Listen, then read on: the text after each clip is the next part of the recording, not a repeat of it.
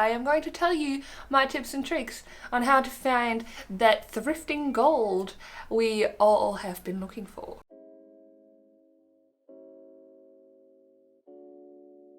Hello everybody and welcome back. I'm Nish and this is my YouTube channel and I'm yelling at the camera for no reason. Nervous, you can tell.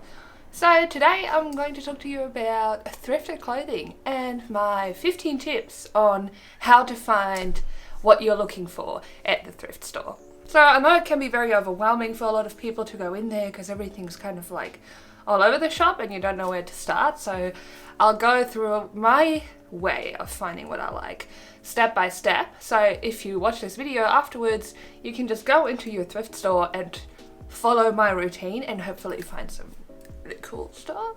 So tip number one, super simple, know your op shops. I know this sounds like the easiest thing to do ever, but just jump on Google Maps, look it up, and not every single one may be on there. So know your op shops because you might be missing out on some really good stuff. The next one is when you go to the shops, try and go early if you can.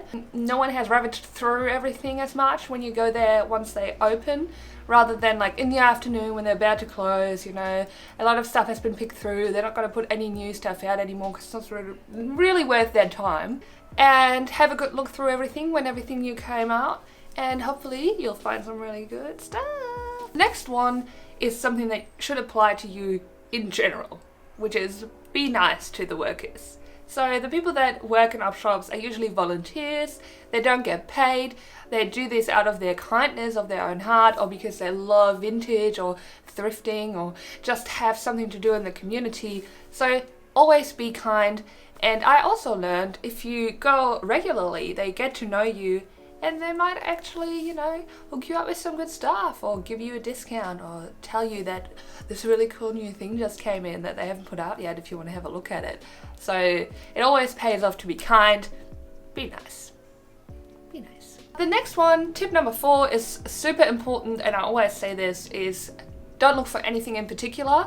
It's good to know what you like, and maybe you have something that you've always been hoping to find, and it's good to have that in the back of your mind, but don't go shopping like you usually would in a regular retail store because you'll just end up disappointed. Just let the op shop give you what it has to offer, and you definitely will find something. So be open-minded, don't be sad and say, I'm going to find the perfect pair of high-waisted jeans today, because that's just not how it works. Be flexible. Tip number 5, don't let it overwhelm you and you're like, I'm never going to find anything in there. Where should I even start? It's fine. Take your time. Just go to something that's maybe easy, like the shoes, for example, or the handbags or the belts. Accessories are always much easier to look at.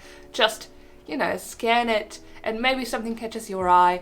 It's just an easier way to start off. And once you had a bit of fun browsing that, you feel a bit more confident to actually look through the clothes and put a bit more effort into, you know, looking through those racks. Scan it. So I'm saying, don't just feel like you have to look at every single item. Browse and scan while you're looking at it and see if something catches your eye. So maybe it's a fabric, maybe it's a color, you know, like pick and choose little bits that you look at, and I promise you that's a much easier way to find stuff that you like. So I, for example, like more natural tones or like plain tones, so I always look for black and white, beige, and this way I pretty much already pre-assess if it's even worth looking at something. This also brings me to my next point, which is number 7. Can't count. Which is number 7. Check what it feels like. So fabrics are always really important, especially to me personally. I think the better they feel on the skin, the more likely you are to wear it. And also, the better the fabric is, the more likely it is to look good for a longer period of time. And that is what we're all after. That will give you a good idea of it's even worth trying it on, because if you look at it and the fabric doesn't look nice, or it looks like it's just like cheap acrylic that's already kind of washed out and like rough, you're probably not going to enjoy wearing that anyways. This also means that you want to check the label, because that's going to tell you if something is really good quality or not. So, you know, we have the label that's in the back of our shirts, and it says the size and the brand maybe, but most of the fabric actually is on a different label, which is usually on the side of your shirt or on the side of your pants. So definitely read it, because sometimes you might find something that is much better quality than you thought, like cashmere or wool or silk, or even just like simple good stuff like cotton. Linen is always a great one. Know your fabrics. We come to my favorite part, which is don't be afraid to try on everything. And by that I mean every single thing that you see that you like or that you think you could like, but something inside of me wants to know, try it on.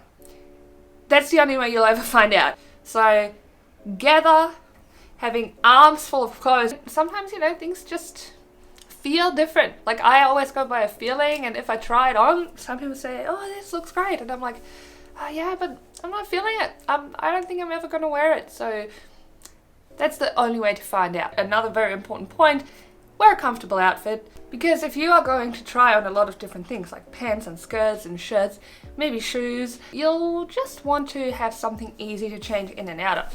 So I prefer skirts or belts with an elastic waistband, a simple shirt, because that goes with most things. So if you try on a jacket or a pant, you want to make sure that you have something more neutral to actually see what it looks like, rather than like a crazy printed shirt, because that might clash with something else that you try on, and then you skip on it because you can't really imagine what it would look like when you actually combine it with something a bit more calm. I prefer to just wear slides, for example for shoes. Sometimes I love going just sandals and socks, because I'm German, and it's just so much easier to try on shoes that way. Tip number 10. Select into categories after you've tried on. You want to go for a yes, no, and maybe pile. That way, it's going to be much easier for you to make a decision. There's this instantaneous response your brain has once you've tried something on, and 2 seconds later you're like, yeah, or like, ugh, nah. Trust that instinct and put it in that category. So everything that's a no, don't even look at it anymore. And the things that you're not 100% sure about, the maybes, you can revisit that after you have gone through all your yeses. And then look at your maybes and, you know, try to figure out why it's a maybe. Then ask yourself, is it worth it? Because if you already have a great yes pile, do I even need that other stuff? So, you know, be honest to yourself. You'll know what to do. Check for flaws before you go and buy stuff. So make sure there's like no holes in it, the zippers work, the buttons are all sewn on properly, or at least if not, you know, you feel like you can sew them back on. Make sure it's in good enough condition for you to take home. But also, on a little side note, sometimes the workers at the op shop miss those little flaws, and if you feel like it's something you can fix it, you can ask for a discount if it's broken. If they've already reduced it because of that, deal with it. If that's what they say, that's how it is, and then it's up to you if it's still worth it. Oh, this one's a good one. Check your accessories, and by that I mean check jewelry cabinets and belts. From my experience, jewelry is a little bit more of a tricky one. Like, you have to get a little bit lucky to find high quality items, but sometimes you might find something that's not the highest quality but just very unique, and that's why you love it. But it's definitely always worth it. I found really beautiful necklaces, like this one is from a thrift store. I found some really beautiful rings and earrings and bracelets. So you never know what you're gonna get, but definitely have a look. And always check, for example, for stamps, you know, like jewelry, like silver, the 925, or other little indicators like an emblem if it's a high quality thing. And if you're not sure, Google it. Always Google labels, always Google stamps, anything that could be an indicator of a high quality product. And the next one is what I just do naturally, is go regularly. I know this doesn't apply to everyone, you know, we don't all live in areas where we have that privilege to go to thrift stores that are big enough and diverse enough to cater to our personal style, but if you can, I would say totally do it. Like, I honestly enjoy doing it so much, and I still don't spend that much money on it that I can't, I mean, maybe I spend a bit too much money on it. I also try to sell my stuff because I have so much of it. Yeah, by the way, if you want to check out my shop, I'll link my Etsy down below, so you can shop my wardrobe if you're interested in it. And the last one, make it an experience. Have a day off. Maybe ask your friend, you want to go on a little road trip. You know, maybe you live like me a little bit in the country and there's a bigger city that's a little bit closer, well, let's go and make it a, fun experience. We go thrifting, we maybe get some nice lunch and find some really nice goodies together. It's just always fun to do things with a friend, and they might even have a unique perspective on finding good stuff that you didn't know about. So go share that experience with someone and share your love with clothes. Share your love for clothes with them. It'll be great. It'll be totally worth it. Alright, thank you so much for watching, guys. I hope these 15 tips will help you to find thrifting gold and the most beautiful pieces you can for your wardrobe. Let me know in the comments below what your tips are for going thrifting and what your favorite items are that you've found. I'm probably going to make a video on that as well, so I'll be posting regular thrift hauls and I'll be posting a bit about the best things that I've found in the op shop so far. So stay tuned and I'll see you next week. Bye!